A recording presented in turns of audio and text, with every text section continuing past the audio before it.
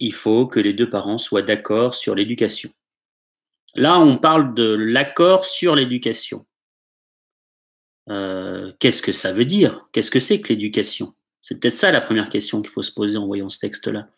C'est pas de se poser la question de savoir est-ce qu'il faut ou pas qu'ils soient d'accord, vu qu'on ne sait pas, on n'a pas vraiment pour le moment précisé où l'accord devait être. En gros, c'est quoi l'éducation? Parce que je pense que si on arrivait à définir cette question-là, par la suite, on pourrait peut-être répondre à la question de savoir est-ce que c'est vraiment utile que les 2 parents soient d'accord sur cela.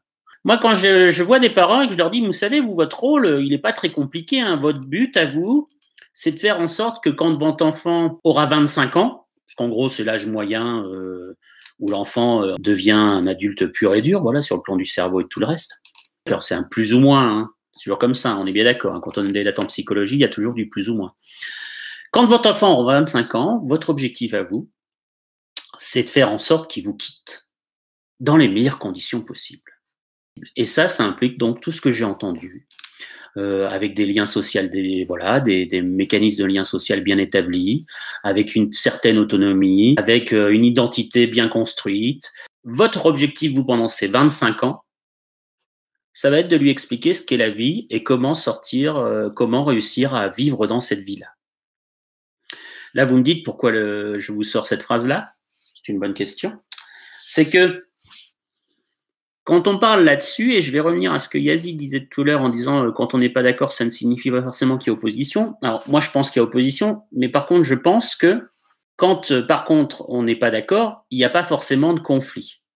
Voilà. C'est pas une question d'opposition. L'opposition en soi, il peut y en avoir, hein, le blanc et le noir, ça existe. La seule chose, c'est de savoir est-ce que derrière, et là je reviens à ma phrase, est-ce que quand les 2 parents ne sont pas d'accord sur l'éducation, est-ce que ça signifie automatiquement qu'ils mettent leur enfant face à un conflit?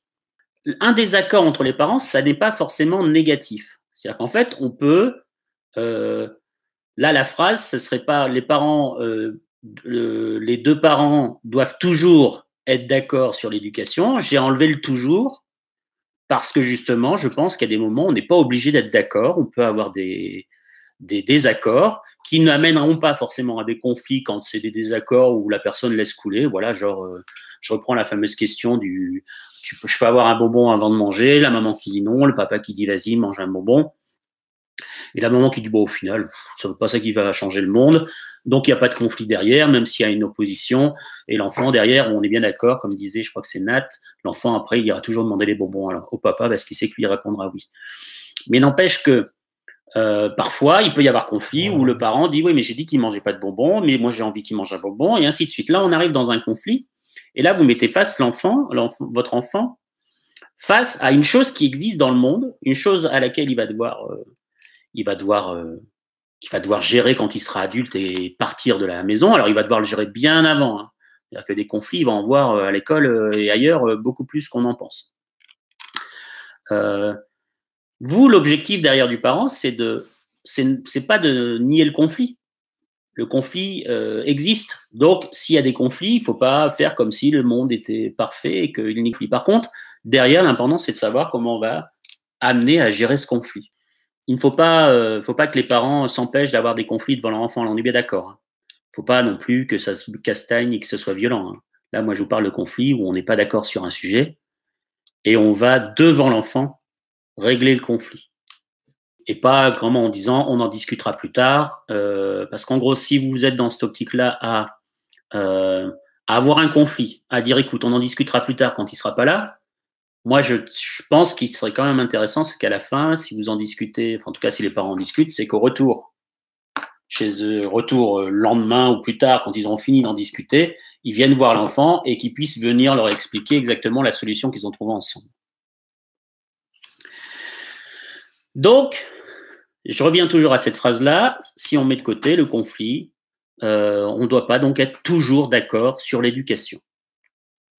Est-ce que ça signifie derrière qu'il y a quand même besoin, et alors sur quel secteur, besoin d'être d'accord sur l'éducation? On est bien d'accord, c'est vraiment différent en fonction de chaque famille, mais il y a des familles qui veulent que leur enfant soit un enfant gentil, raisonnable. Il y a d'autres familles qui vont vouloir que leur enfant soit plutôt du genre très créatif. Il y a d'autres parents qui voudront que leur enfant soit très attaché au respect de Dieu et tout le reste. En soi, les trois solutions, il y en a beaucoup plus, n'ont pas d'importance en soi. L'objectif, quand on est dans le légal, et pour l'instant, il n'y a rien d'illégal dans ce que j'ai raconté, pour qu'un enfant vive dans un environnement sécure, c'est important qu'à un moment, il y ait une base voilà, une base qui soit claire et précise. Et donc, je crois que c'est là où sont les piliers de l'éducation. On parle de quoi, là, en gros? Là, on est bien d'accord, il y a un concept qui existe avant la naissance et qui, en fait, a beaucoup été travaillé par les parents inconsciemment avant et qui amène à ce que ces piliers-là vont être formés par ça. Et ça s'appelle l'enfant imaginaire, tout simplement. L'existence d'un enfant, elle est déjà à l'idée de l'enfant. Dire l'idée dans un couple, à un moment de se dire, tiens, si on avait des enfants. Et quand un couple se dit, tiens, si on avait des enfants, déjà dans leur tête, il y a un enfant imaginaire. Alors après, il va falloir du temps de travail ensemble, hein. Mais déjà dans la tête des deux parents, l'idée va se dire, ou du parent, parce qu'il y a aussi des parents qui décident d'avoir un enfant, comme dirait Jean-Jacques Goldman, un bébé tout seul. Mais voilà, dans l'idée de ces gens-là, automatiquement derrière, il y a une idée de se dire, voilà, mon enfant, j'ai envie qu'il soit comme ça.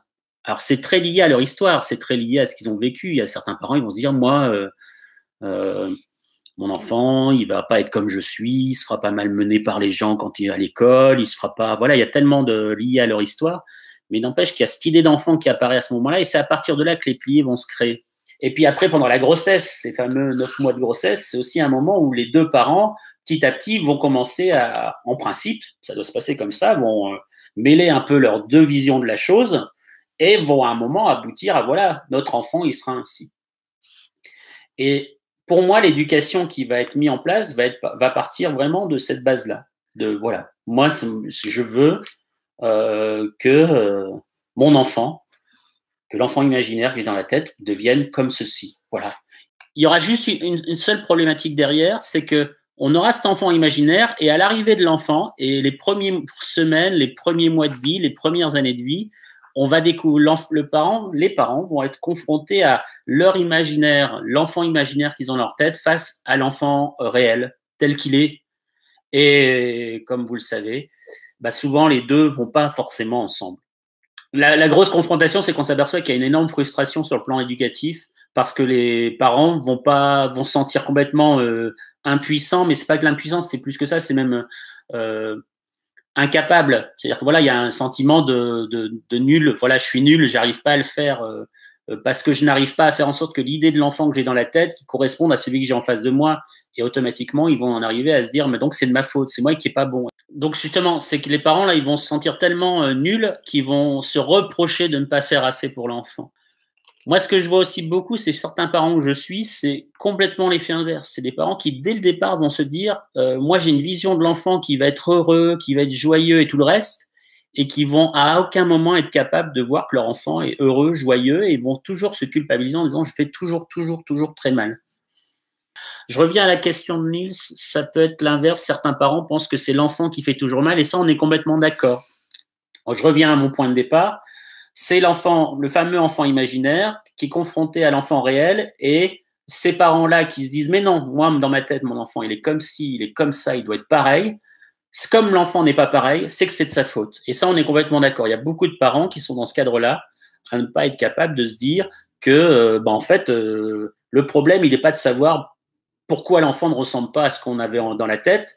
Le problème, il est de se dire que moi j'avais quelque chose dans la tête, voici ce que j'ai, comment je fais pour que ce que j'ai, voilà, vienne à l'intérieur, s'entremêle et fasse que cet enfant-là, il corresponde à peu près. Moi, je dis toujours aux parents, je dis voilà, vous avez l'enfant tel qu'il est actuellement, il correspond pas à tout ce que vous voulez. Je leur pose souvent la question de savoir comment vous attendiez votre enfant, et vous vouliez qu'il soit comment, c'était quoi votre objectif, voilà, plus tard, ainsi de suite.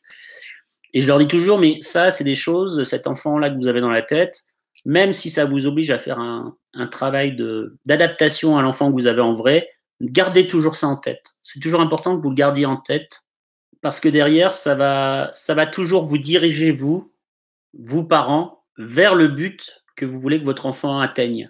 Et même si votre enfant, à la fin, il fera du sport plutôt que lire beaucoup, à la fin, quand même, on verra que sur les grands piliers de la chose, c'était pas forcément le faire de la lecture qui vous importait, mais c'était plutôt faire de la lecture pour pouvoir s'ouvrir au monde, alors que là, il fera du sport pour s'ouvrir au monde. Et donc, on arrivera à ce que derrière, ben, vous arriverez quand même au même but, mais sur des idées beaucoup plus théoriques que la simple base que vous avez vue au départ. C'est ça qui est important dans cette notion-là. Je pense que c'est quand le parent il arrive à faire ce travail. Il y a beaucoup, beaucoup, beaucoup de parents, parce que là, on a beau dire, j'ai l'impression de critiquer beaucoup. La grosse majorité des parents sont capables de le faire, ça. Voilà, ils arrivent, les parents, la grosse majorité arrivent à faire ce travail. Certains ont encore un peu de difficulté. Donc pour la réponse, est-ce que les deux parents doivent être d'accord sur l'éducation? La réponse est oui, sur l'essentiel, mais en globalement, on peut avoir des désaccords et ça ne crée pas de problème chez l'enfant. Bon, on va devoir s'arrêter là pour aujourd'hui. Allez, au revoir à tous.